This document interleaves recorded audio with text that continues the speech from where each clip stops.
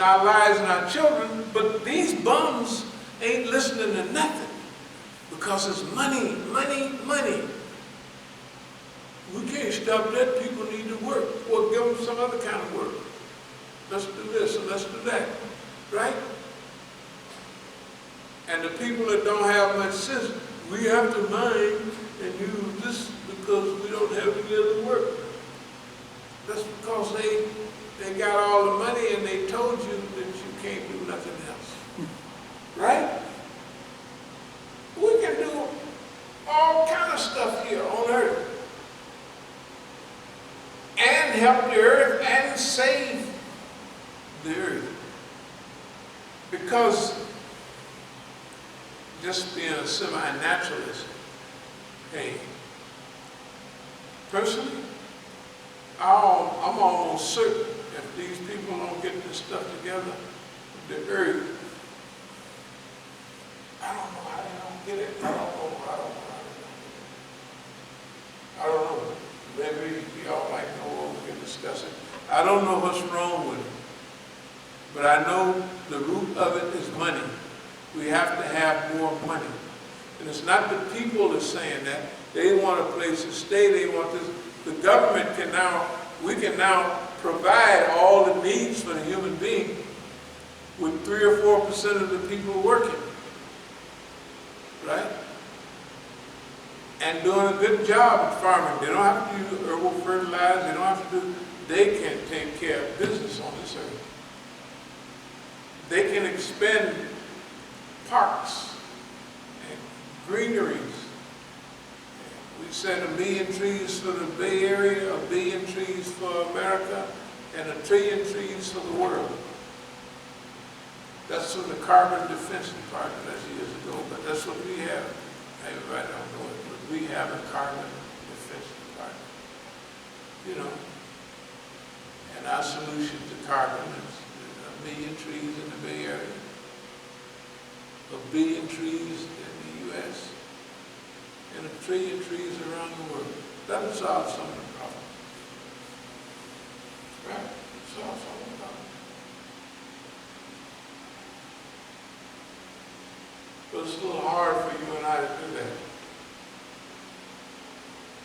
But it's the mean old white man. It isn't the mean old white man. He's the same. The shaitan, whatever you want to call it. It's all of those things. No, it's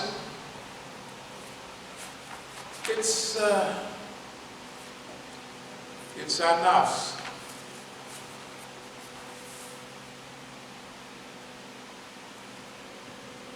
If we look at the universe, the whole universe, the whole cosmos is trying to tell us something right now. It's saying, hey, y'all got to straighten up. It's really reaching out, you know. And the cosmos is like that. The universal reality is like that on a lot of things. Sometimes you get help from places you just didn't expect it.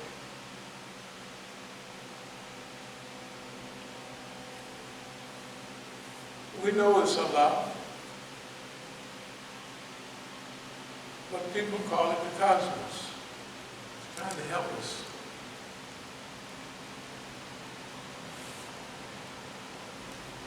The main enemies we have is the shaitan, the nafs, the history, the perpetual history of the shaitan managing and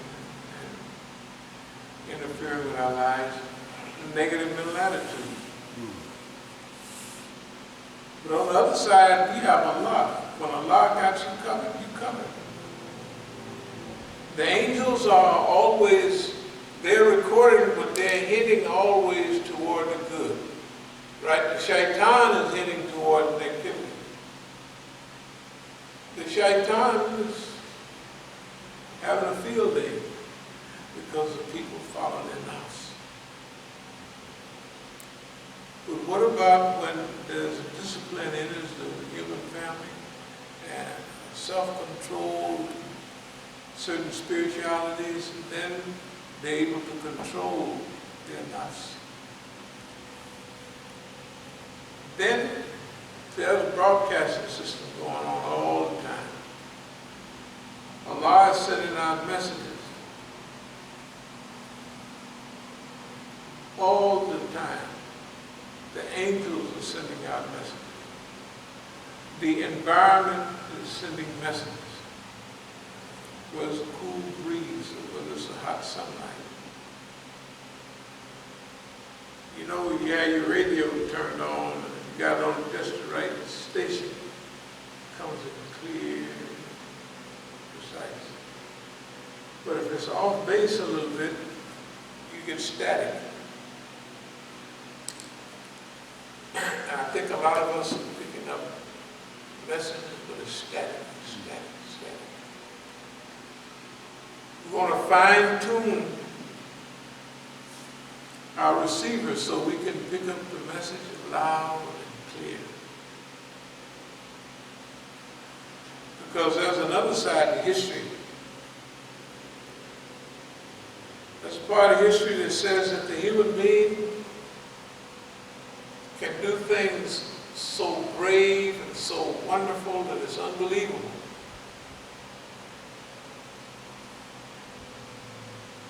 But again, he can rise to the highest of the high or the lowest of the low. Now, we think that Allah has helped us a little bit. But now we have to share that with the rest of the people. All of the people. You know, I told the Negroes, believe it or not, 2013, the last part of 2014, I heard it. I had a little meeting in the Masjid, Khadijah and and I told them that I was going to help them when this passes. I told them firmly, I said, no, I'm going to help you. I'm going to help you. That time is getting close. They need help. They'll have to be receptive. They'll have to realize that they have been made a maximum fool out of. They'll have to realize that they come like everybody else with an assignment, but they have to get involved, taste things in life, and find out what their assignment is. You know the thing about civil servants? Civil servants are people that are right smack in the middle. Their job, they are not adventurous. Well, some are. They'll send them in the army. The government will give them something, make them adventurous. They'll make them police and all kind of dummies. You know, they'll have adventure, but it'll be government adventure, not personal adventure. You know, like where you go out and you challenge a mailman, suffer kill everybody. I don't know what they do to them. And, they shoot up mail. But civil servants are generally not adventurous. Their job is to prevent everybody from being adventurous. They want to keep you on a reservation. They live right outside the door of the reservation, or they live in the reservation with you. Yeah, they live in the reservation with you, but their job is to keep you. If you're building something, man, in our Masjid in Oakland, there was a black guy working out in the front. He was from San Jose. He was from out of town. He got a contract to fix this.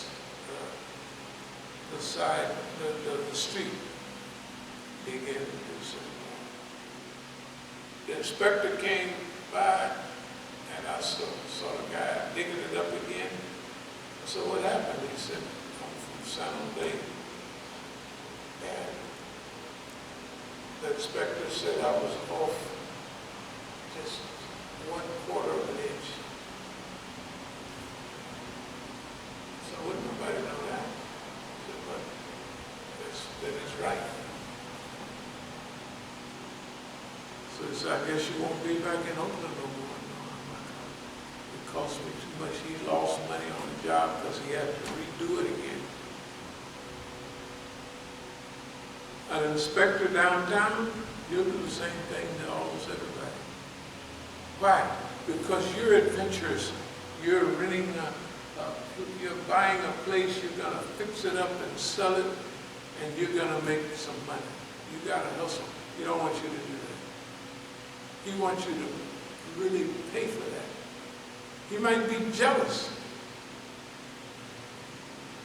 I'm not saying they are all jealous, but they hire people. They got a test to tell, they got a dumb test that the test says, yes, you're dumb enough to work for us, and you can work for them. They also got tests in there too to find out if you're rebellious, right? If you've been, you know, when I went to the penitentiary the first time I was up at, not the first, but the federal pen, they got a questionnaire with 500 questions on it. And all the convicts are sitting there trying to answer them for real. What is your favorite sport? Baseball. Where would you be if you was not watching baseball? Or I would be at my uncle's house. How the hell do you think I took that test? I looked at that test, and I just go, so the psychiatrist called me in. He said, we have a scale that you're either crazy or you didn't take it. I said, I'm not taking that stupid ass test. You asking me personal questions and you the police? You must be stupid. You're the FBI and you asking me, a guy brilliant, get in a box of shoes at the shoe factory in Leavenworth, and the train comes in, picks them up and take them out. He broke out of the penitentiary without firing a shot. They drove over to his girlfriend's house and picked him up. They looked on his visiting list. Who came to see him? Stupid stuff. Stupid stuff. That's why when I was down there in Latin America, I wanted to find out how tight is this thing. So, you know, I ain't no scaredy cat, so me and my partner, our first shipment of blow, I got on the plane with him and we brought it to Mexico. And we was out walking around the street that night before we, you know, go up. So it was two girls following us. So I started talking to them. I said, yeah, come on up to the hotel. We want you to take some cocaine up to the United States and cross the border. Yes, I knew it. I knew she was the police. First, they followed us around. They're following us. Hey. So I knew from before that, I knew when I was in Peru, they didn't want me in Peru because they made a bum rush to do da-da-da-da-da. And they just took me to jail in a suit. So I said, they don't want me in Peru. So I said, where is it? Because in those days, you only heard about Peru and cocaine. I remember Richard Pryor saying that. Yeah, it is Peru. Went to Colombia. When I moved to Colombia, the feds sent me to Colombia. I'll skip everything I was going to say. When I left Peru, I went next door.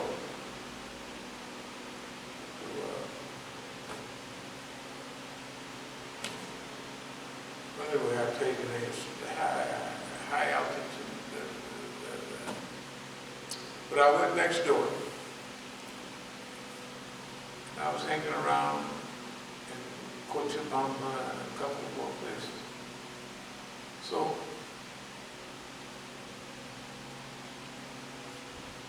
the feds pulled up to me and we started talking. One of them gave me some real good smoke marijuana. Because the police, they got all the good weed. Then, the guy told me, go up to Colombia. Got friends up there. They got horses, they got this, they got that. Because they didn't want me in Bolivia.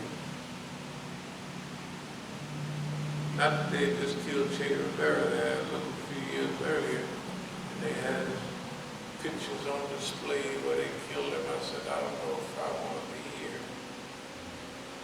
You know. I had experiences there. But I knew that I was being controlled by the white man. I just knew it. Number one, I can't go, if I just go to an airport, all I got to do is put my picture in any airport. And eventually somebody's going to see me, right? So they're going to know if I'm in Africa, they're going to know if I'm in Europe, they're going to know. Usually you talk with a few friends and you let them know, okay, I'm just making a couple of runs, such and such. I knew all along that the federal government was moving right along with us. And when they wanted to cut off my cocaine smuggling, they cut it off. Except what I was doing on the side. That's why I never run out of money. When they run the stuff, the same thing in Oakland. The same thing in Oakland. They control the drug distribution and they control the drug dealers. And the reason there's never no drought of any drugs because when they get rid of one, they got the other one to take its place right away. There's never a miss. Man, it's dry. It ain't never dry. It's always plenty of dope. Right? Nowadays. So the point I'm making, I had to know that the government was, because they're going to monitor me so close. So I got to do something on the side because all the money I'm making with them, they're going to take that back. They're going to get that back. They're going to get it back in the courts. They're going to get it back some kind of way. They're going to get it back. And the people you're working with will be people just like you here. All of a sudden, they stop coming. And they're getting rich. I'll stop coming. You get rich. That's no problem. What I'm saying is, everything that's been happening in the movement is redundant. A lot of it transfers to the movement that we're in. I'm going to try to speak up a little bit. So, number one, people who are civil servants are the homebody types. You ever see the old guys driving the Cadillacs around, the old guys and all that? They done worked all that time at the post office somewhere, and they're retired. They don't go anywhere. I know people, when we went to Philadelphia to have some of our meetings, the people in D.C. didn't even know how to get to Philadelphia. They didn't know how to get to Philadelphia, just right up the street. There's people who have never been to Iowa or Maine or New Mexico. They don't do that. It's too much adventure. The government hires civil servants that will put a check on everybody, that will make sure you told whatever rule is, you know what they are. Rule number 45 says this. You're in violation of rule number 45. Can't you take to someone's side? Those kind of people made little adventures. They're taking, like the D.C. government, they used to take everything. They was adventurous. The old D.C. government, boy, they was having a field day when I got here. Okay. Fear of failure, fear of success. One of the greatest fears in the human being is a fear of failure. And I've become a failure. Well, everybody in Oakland was a failure. Everybody in D.C. is a failure. Everybody. They all tried to stop our movement, right? Or they left.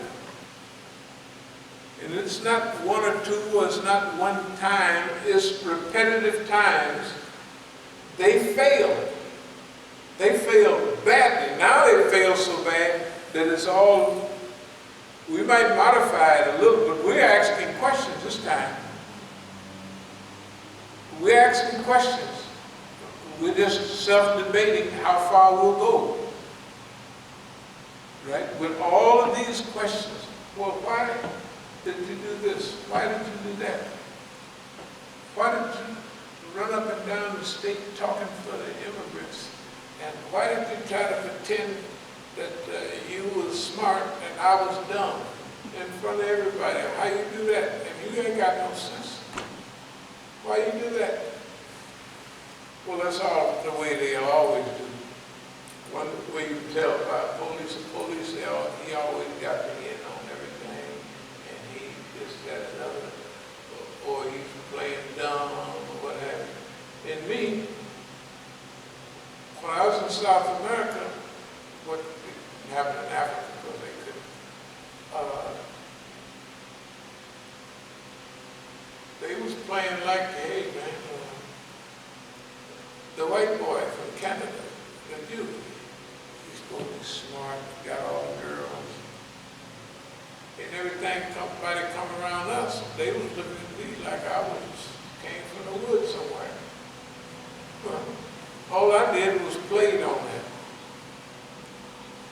Because white folks, people in South America at that time, Colombians, they got 33% of the people in Colombia are costinos. Buenaventura on the Pacific coast and Cartagena, all that on the Atlantic coast.